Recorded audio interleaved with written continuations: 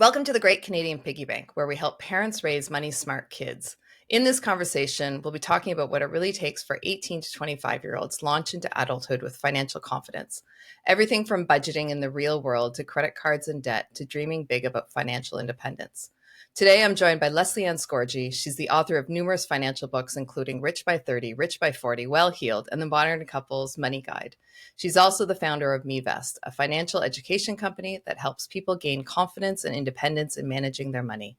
Lesley has appeared on shows such as Oprah, Breakfast Television, CBC, and has written financial articles for the Globe and Mail, Calgary Herald, Metro, and Men's Health magazine.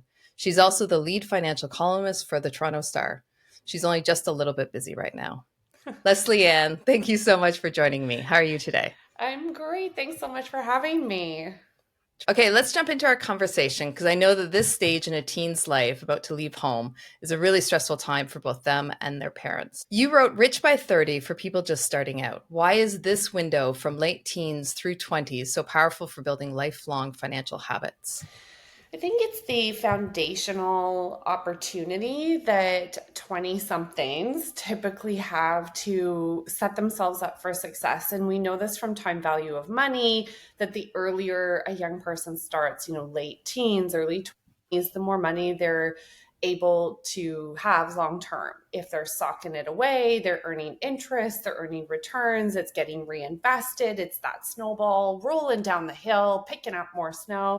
And that once tiny snowball at the bottom of the hill is huge. And so I think of this as like primo time for saving. I also think it's primo time for habit development. And in my work, I do a lot around habits and well-being. And we know things like habit formation in early 20s, late teens can trickle and be a gift for an entire lifetime. So I think of money habits that any late teen would benefit from, this habit of consistency and budgeting. And budgeting is one of those critical skills as you're leaving home that you would have.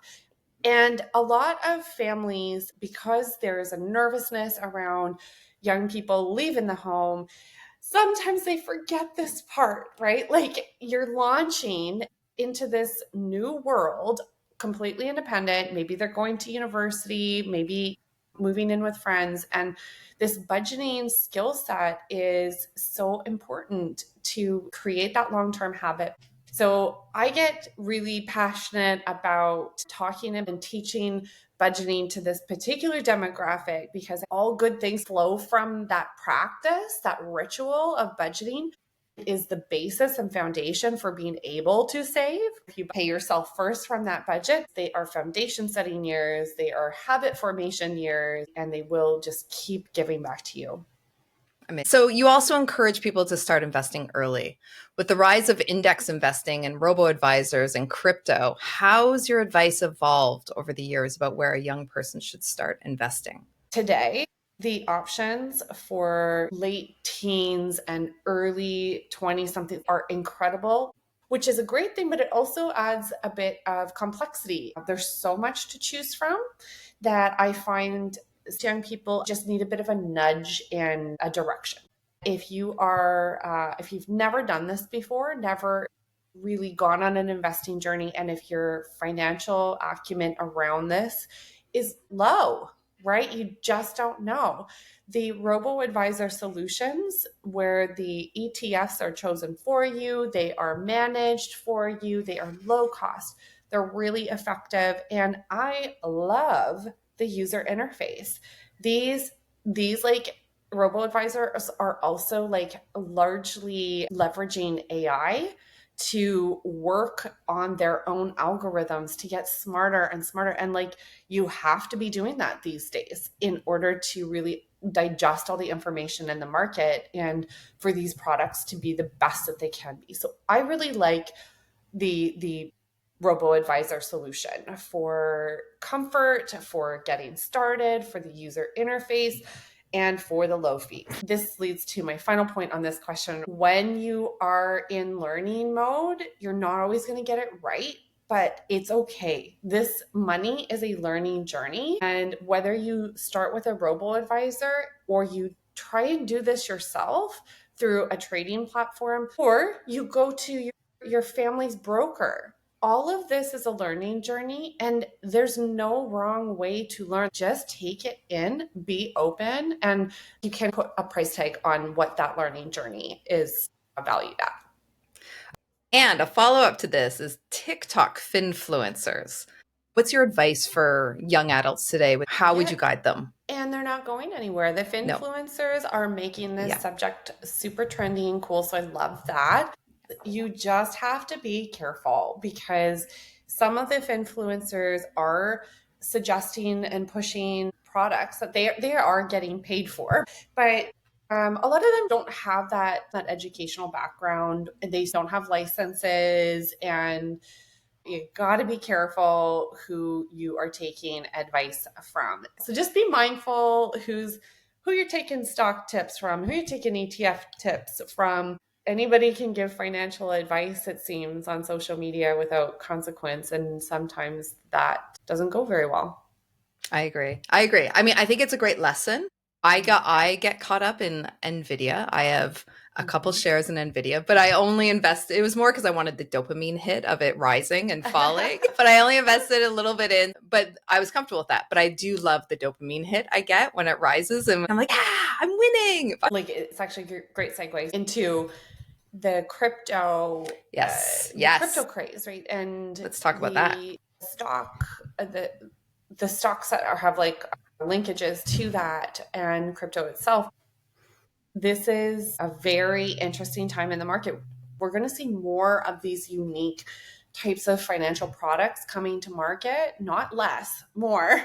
And they're not going to fit the risk comfort level of everyone.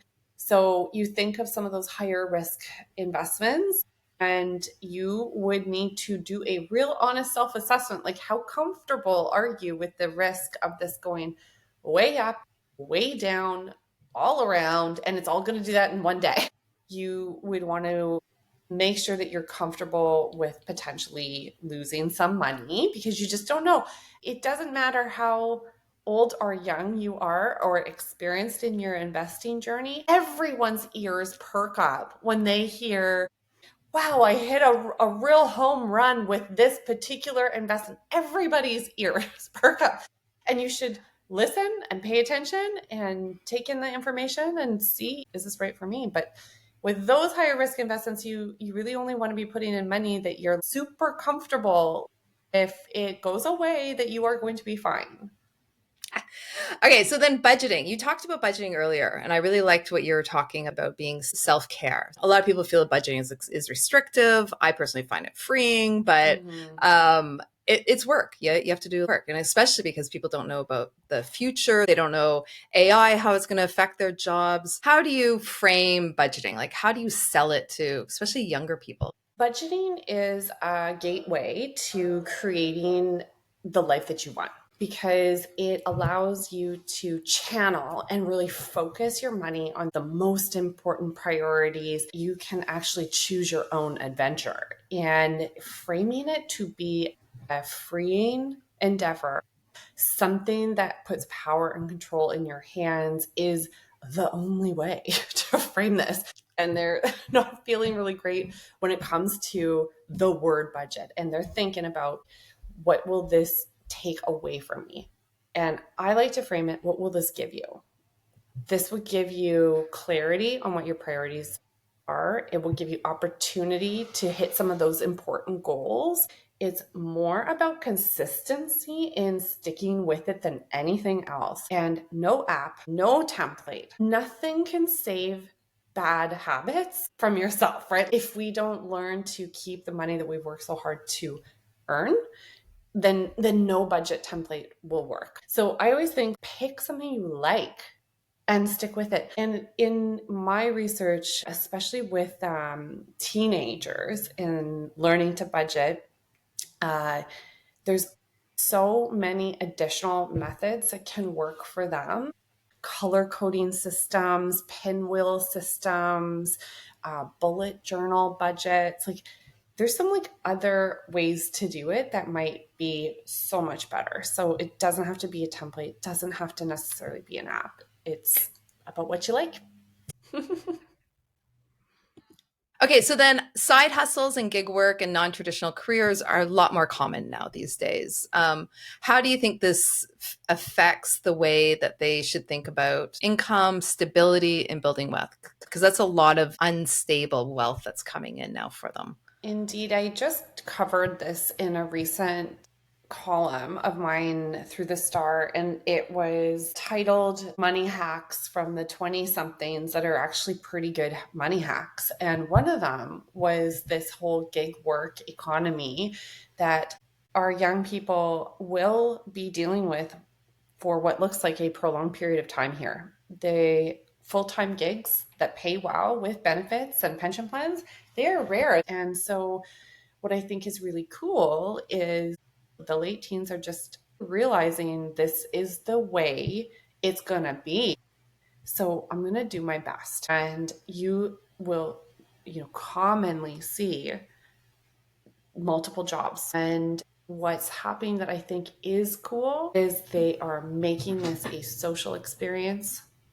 They are doing their best to glean some direct related experience from their education into their work.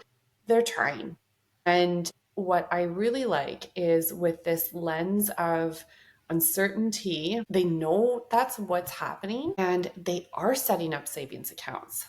They are using tech and automations to do their best to hive some off and put it in a savings account. I know that this is going to be a hard job market for my own kids when they are ready to go to the job market. That's a sadness I think a lot of parents carry, right? They are asking questions about, will these kids ever have a good job? Will these kids ever own a home? These are big questions and they carry a lot of emotion for parents. But what we also see with teens right now is they are making the most of it. It's very rare to just have the one job. And here's a little plug for AI and the job market is always be looking. Use AI to do job searches, to always insert keywords into LinkedIn profile, into the resume. Just always be looking, always be on, because something eventually will come up and you will want to be the person who is ready, keeping those connections healthy and always on. Yeah, that's a good segue into values, sustainable living, ethical investing, climate change, mental health. How do these priorities change the way you coach young people on money today and how they invest? I believe financial well-being, so reframe, actually fits very beautifully into the priorities of young people. They are looking at their total health, and these are pillars for physical health, emotional well-being, social connection, and now financial well-being. And I love how these pieces are coming together. And when we as educators and coaches wrap that conversation around, this is a total well-being goal, it is an easy conversation to have with a young person. It's just part of building good habits and an excellent ritual. I love how you've reframed it into complete well-being for young people. But so how do you motivate them to think about the bigger life goals? This is tricky, and I would be lying to you if I said it was easy. Our young people have a very difficult situation in front of them. Housing prices have crept up beyond reason. They have student loan balances that are bigger than any generation ever before. The cost of living is high, and you do from time to time see some young people just saying, I don't care. I am not doing this. And that is the feedback. What's the point? And then I think we need to encourage our young people to live their life today because this is important. And I don't think we got that kind of coaching. We were told to, scrimp and save and buy a house and scrimp and save some more. And that vibe does not work. We have to introduce this idea of balance And be honest with our young people that, hey, you know what? These goals like retirement, home ownership, they are going to take way longer and they are going to cost way more money. And if we just are honest about that, then they can decide what's right for them. I covered recently in my star column this personal finance rule that I hate it. And it's that you would throw money away at rent. These young people, not only do they not have the option to buy, they are then hearing from their parents and other people who are like, you're paying your landlords a mortgage. They are renting on purpose because they don't want to own a home. They don't care to have a giant mortgage, and they don't want the same kind of pressures that our generation has gone through and taken on. These are tricky times for young people, and we have to be honest, but we also have to keep encouraging, like, you should still be saving. The goals that you're saving for, though, maybe they can be better blended between living your life today and also having some reserve and financial strength down the road. So it is that balance. And gosh, I wish we had that conversation when we were growing up and being told to save every penny. So would you recommend to young people to rent longer, but put that difference money into their investments? Exactly. How do you, is that what you do? Okay. It's the way you get ahead and basically neutralize the scenarios. You save the difference between what home ownership would have cost and the cost of rent. I actually think you don't need to save the whole difference. I think you should have some fun with some of that difference, because there's benefits to being flexible. There's benefits to having lower costs of living. And for certain, you can still achieve some great results. Spend a little bit of that money, save and invest some of it, and you're going to have an excellent outcome. What would you recommend? Because I know when I was young, my dad would always say, save 10 to 15% of your salary, after tax salary. Mm-hmm. What would you say is the golden rule for young people today? Or is there a golden rule? It's funny because I looked this up, and here's my take on it is, of course, those rules are golden because they are excellent rules. Like, if you could save 10 or 15%, of course you would, right? If that was available. But I think what's happening with young people is it's not available for many of them. And so my take is start with something. It could be 1%. And then after 6 months, grow it to 2%. 3 more months go by, grow it to 3%. This whole thing will balance out as time passes. But for now, it's more important to get in the habit of doing something versus nothing. And I think when young people hear, I should be saving 10 or 15%, there is most definitely an inclination to be like, well, I can't, so I won't. So I'm not even going to try. And we don't want that. We want to try something, not nothing. Awesome. Okay, so to wrap up then, so if you had to give today's 20-year-old a 3-step starter plan for money success, what would it look like? What are 3 things they should start today? Okay. Step 1 would be to learn to budget, and budget any way you want. It's more about consistency. So learn how to budget. Next, learn how to save. With the savings, doors open up. That act of saving and investing is the self-care piece. And then I think the third tip would honestly just be really careful. Debt's everywhere, and debt's really hard to get out of, but it's so easy to get into. And the more mindful you can be about spending within your means and trying to avoid it, the more that will pay off in spades. I'd say I'd underscore these 3 pieces of advice with this idea of balance, right? There's a lot happening in the world, in the job market, and even with AI, with finances, you still have to live your life and try to enjoy it. Try to enjoy your money. And I wish I had heard more of that when I was young, in my young 20s.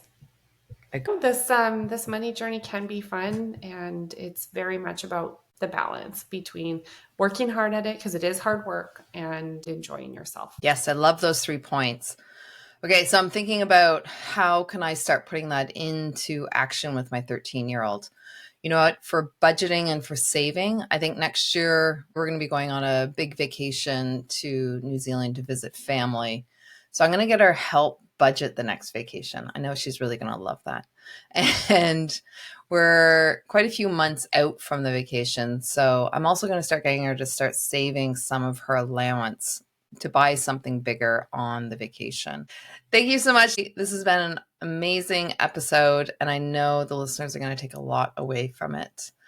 If you liked today's episode, please subscribe and share it with other parents, and let me know what other topics you'd love to hear about. I'm Christi Rae, and this is the Great Canadian Piggy Bank, helping Canadian parents raise money smart kids.